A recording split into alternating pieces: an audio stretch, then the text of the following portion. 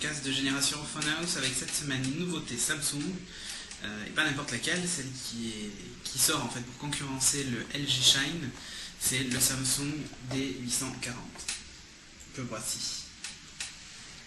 Alors, il fait partie de la famille Ultra Edition, bon là ça va être écrit à l'envers, de la famille Ultra Edition, tout en chrome, 2 mégapixels. Donc passons maintenant au contenu de la boîte. Donc un coffret habituel des Ultra Editions.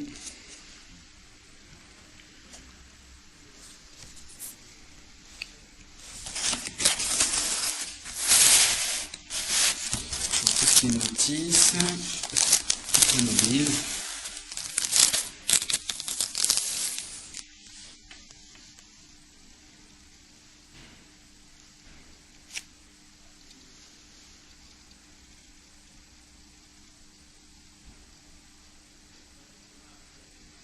La finition du clavier est métallique.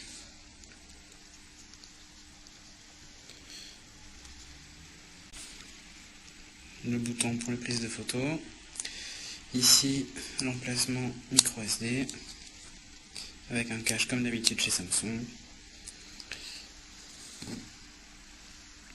La mention Bluetooth. L'appareil photo 2 mégapixels avec flash, c'est plutôt une torche. À noter ici la présence en fait d'un micro pour l'enregistrement des vidéos. Ça améliore le son lors de l'enregistrement des vidéos. Ici le connecteur casque et chargeur de batterie. Les touches volume plus moins.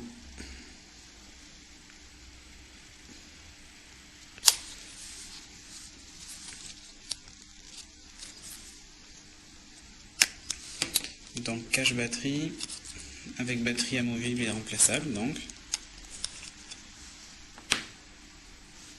emplacement carte SIM du classique.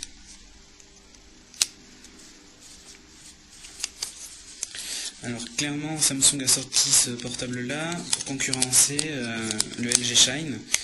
On note quand même qu'il ressemble beaucoup.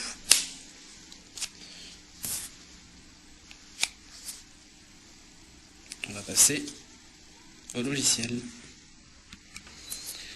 Donc le connecteur de charge se branche ici en haut. Le témoin de charge, comme sur les derniers Samsung. Là j'allume le mobile.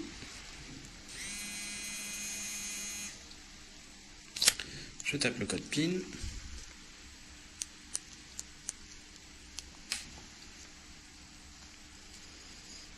Très bel écran, ça on est habitué maintenant.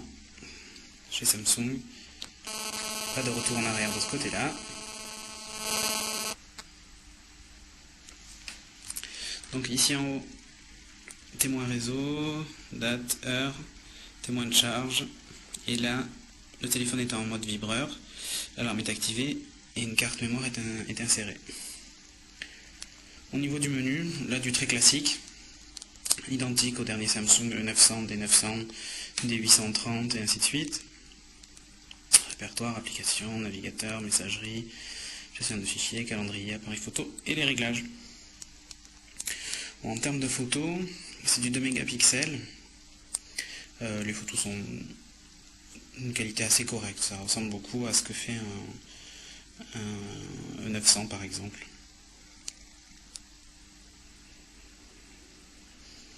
Voilà, je viens de prendre une photo, très belle photo d'ailleurs.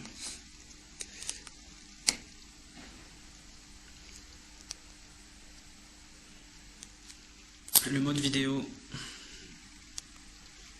donc l'appareil vous pouvez enregistrer en résolution QSIF, je vais vous montrer,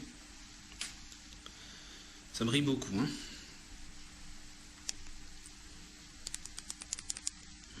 Réglage caméscope, différentes tailles et différents modes.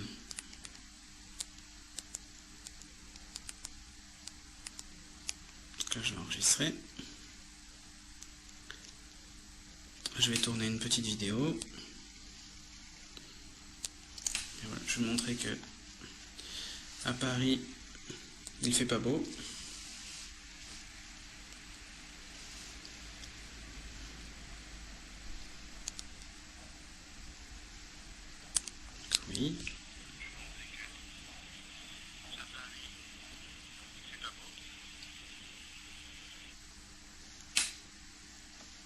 Donc voilà, pour la partie vidéo. Alors, on retrouve un lecteur MP3 classique maintenant sur les Samsung.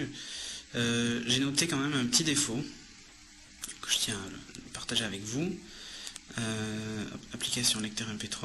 Là je prends le lecteur MP3. Il y a quelques morceaux.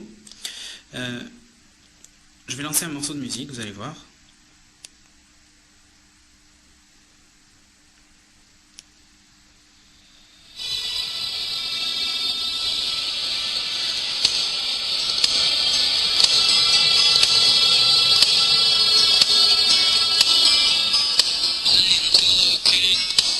Donc maintenant, je vais passer à la piste suivante. Et là, je ne sais pas si vous avez remarqué, mais il y a un énorme blanc. Je reviens en arrière. Je change juste de piste.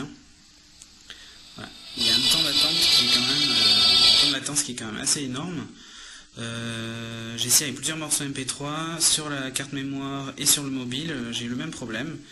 Donc là, je trouve un peu dommage que de ce côté-là, le téléphone était un petit peu bâclé, je trouve. Au niveau du casque et des écouteurs, lorsque vous changez de piste, en fait, vous entendez que ça craque dans l'oreille. C'est-à-dire comme si la partie son du casque se désactivait, puis se réactivait. En fait, comme quand vous branchez et débranchez un jack d'une chaîne hi-fi, c'est exactement le même son que l'on entend entre deux pistes. Donc je trouve ça un peu dommage.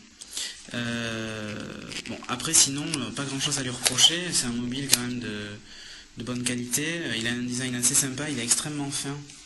Et comparé à un Stabilo par exemple, il est quand même super fin.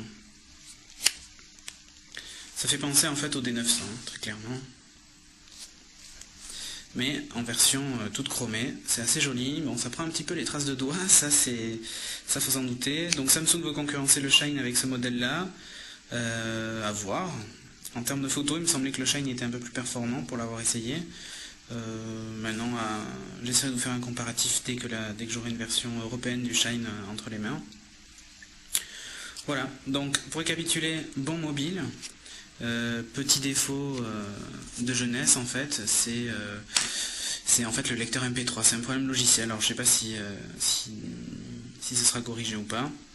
Bon, en attendant, ça reste un excellent produit. Voilà. Donc je vous dis à très bientôt pour un prochain podcast avec peut-être une nouvelle exclusivité. À bientôt.